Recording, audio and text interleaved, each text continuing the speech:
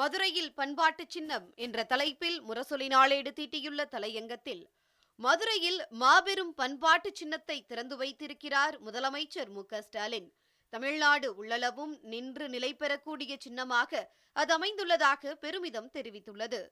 தைத்திங்கள் பிறப்பதையொட்டி பொங்கல் நாள், மாட்டுப் பொங்கல் நாள், காணும் பொங்கல் நாள், திருவள்ளுவர் நாள் ஆகிய அனைத்தையும் இணைத்து தமிழர் திருநாளாக பெருநாளாக கொண்டாடி வருகிறோம்.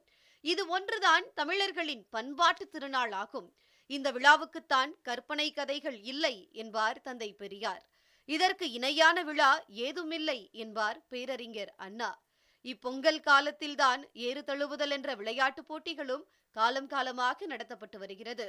அவை பண்பாட்டின் அடையாளங்களாகவும் பண்பாட்டின் நீட்சியாகவும் நடைபெற்று வருகின்றன. இத்தகைய பண்பாட்டு விளையாட்டை நடத்துவதற்காக மதுரையில் கலைஞர் நூற்றாண்டு ஏறு தழுவுதல் அரங்கம் கட்டி எழுப்பப்பட்டுள்ளதாக முரசொலி நாளேடு கூறியுள்ளது.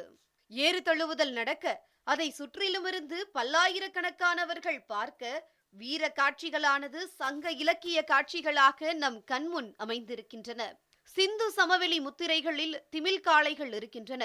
ஹரப்பாவும் அலங்காநல்லூரும் ஒரே மாதிரியான காளைகளை கொண்ட இடங்களாக இருக்கின்றன. கீழடியிலும் காளைகள் இருந்ததற்கான சாட்சியங்கள் கிடைத்துள்ளன. ஏறு தழுவுதலை பாடாத இலக்கியம் இல்லை என்று சொல்லும் அளவுக்கு தமிழர்களின் வாழ்வியலோடு கலந்த விளையாட்டாக அது அமைந்துள்ளது. மாடுகள் எப்படி மனித கூட்டத்தோடு கலந்தவையோ அதை போலவே மாடுகளை வைத்து விளையாடும் விளையாட்டும் மனிதர்களோடு கலந்தவையாகும் என முரசொலி நாளேடு தெரிவித்துள்ளது. இந்த போட்டிகளை நடத்துவதற்கு சில சக்திகள் தடை எழுப்பிய போது 2006ஆம் ஆண்டு தொடங்கி இறுதி வெற்றியை உச்சநீதிமன்றத்தில் பெற்ற 2023 வரை போராடியும் வாதாடியும் வந்தது திராவிட முன்னேற்ற கழக அரசு ஆகும். தமிழ்நாடு ஜல்லிக்கட்டு நெறிமுறை சட்டத்தையே 2009ஆம் ஆண்டு முதலமைச்சர் கலைஞர் உருவாக்கினார். ஜல்லிக்கட்டு போட்டிகளுக்கு தடையில்லை என்ற இறுதி தீர்ப்பை உச்சநீதிமன்றத்தில் பெருமளவுக்கு வாதாடியது முதலமைச்சர் மு.க.ஸ்டாலின் தலைமையிலான அரசு ஆகும் என முரசொலி நாளேடு கூறியுள்ளது. ஜல்லிக்கட்டு, மாட்டு வண்டி பந்தயம் உள்ளிட்ட போட்டிகளை அங்கீகரிக்கவில்லை. மாட்டு வண்டி பந்தயம், ஜல்லிக்கட்டு போட்டியை ஊக்குவிக்கும் திட்டமும் இல்லை. கேலோ இந்தியா உட்பட எந்த திட்டத்தின் கீழும் அங்கீகரிக்கவில்லை. கிராமப்புற வீரர்களை ஊக்குவிக்கும் கேலோ இந்தியா உள்ளிட்ட எந்த திட்டத்தின் கீழும் ஜல்லிக்கட்டு இல்லை என்று தெரிவித்தவர் ஒன்றிய பாஜக அமைச்சர் அனுராக் தாக்கூர். உச்சநீதிமன்றத்தில் கையை விரித்துவிட்டது பாஜக அரசு. ஆனால் இது உழவர்களின் பண்பாட்டுடன் கலந்தது என்று வாதிட்டது திமுக அரசு என முரசொலி நாளேடு தெரிவித்துள்ளது. இதன் தொடர்ச்சியாகத்தான் கலைஞர் நூற்றாண்டு ஏறு தழுவுதல் அரங்கம் அமைத்துள்ளார் முதலமைச்சர் மு.க.ஸ்டாலின். ஆசியாவிலேயே மாடுபிடி விளையாட்டுக்கான முதல் அரங்கமாக இது கம்பீரமாக நிற்கிறது. இதற்கான அரசாணை 3/2/2023 அன்று போடப்பட்டது. 24/1/2024 அன்று கட்டி முடித்துவிட்டார்கள் பொதுப்பணித்துறை அதிகாரிகள்.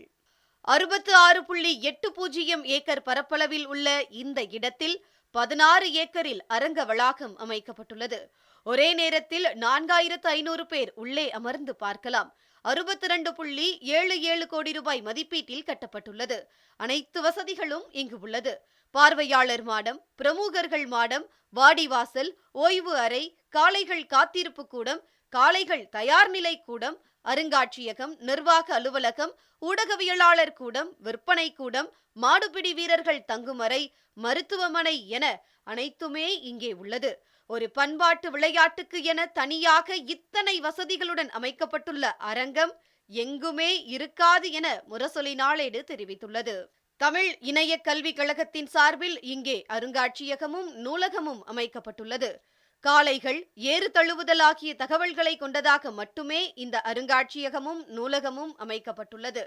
காளை மாடுகள், பசுக்கள், எருமைகள் ஆகிய கன்று காளிகளை பற்றி படிப்பதற்காக மட்டுமே இது அமைந்துள்ளது. துறை சார்ந்த நூலகமாக இது அமைந்துள்ளது. 19ஆம் நூற்றாண்டில் எழுதப்பட்ட நூல்கள் இங்கே இருக்கின்றன. 1881ஆம் ஆண்டு எழுதப்பட்ட கிருஷி சாஸ்திரம், மாட்டு வாகடமும் மாட்டு அங்க அடையாளமும் ஆகிய புத்தகங்கள் இங்கு உள்ளன. ஓலைச்சுவடிகள் உள்ளன. அந்த காலத்து பொங்கல், மாட்டு வண்டி புகைப்படங்களும் ஓவியங்களும் இடம்பெற்றிருக்கிறது. கோட்டையில் பொங்கல் அன்று குண்டுகள் முழங்கி வணங்க வேண்டும் என்று ஆளுநர் வில்லியம் பெண்டிங் போட்ட உத்தரவு காட்சிப்படுத்தப்பட்டுள்ளதாக முரசொலி நாளேடு குறிப்பிட்டுள்ளது. தாய் தமிழ்நாட்டுக்கு தமிழ்நாடு என்று பெயர் சூட்டிய பேரறிஞர் அண்ணாவின் வழியில் தமிழுக்கு செம்மொழி தகுதியை பெற்றுத்தந்த முத்தமிழறிஞர் கலைஞரின் பாதையில் செயல்படும் இந்த திராவிட மாடல் ஆட்சியானது தமிழ் மக்களின் பண்பாட்டு அடையாளமாக இந்த கலைஞர் நூற்றாண்டு ஏறுதழுவுதல் அரங்கத்தை அமைத்துள்ளது என்று பெருமை பொங்க முதலமைச்சர் சொல்லியிருப்பது மிக மிக பெருமைக்கு உரியது. சாதி மத பிளவுகள் இல்லாமல் தமிழர் என்ற ஒற்றுமை உணர்வுடன் ஏறுதழுவுதல் கொண்டாடப்பட வேண்டும் என்றும் முதலமைச்சர் வேண்டுகோள் வைத்துள்ளார். பண்பாட்டு சின்னமானது பண்பாடு காக்கும் சின்னமாகவே திகழும் என முரசொலி நாளேடு தெரிவித்துள்ளது.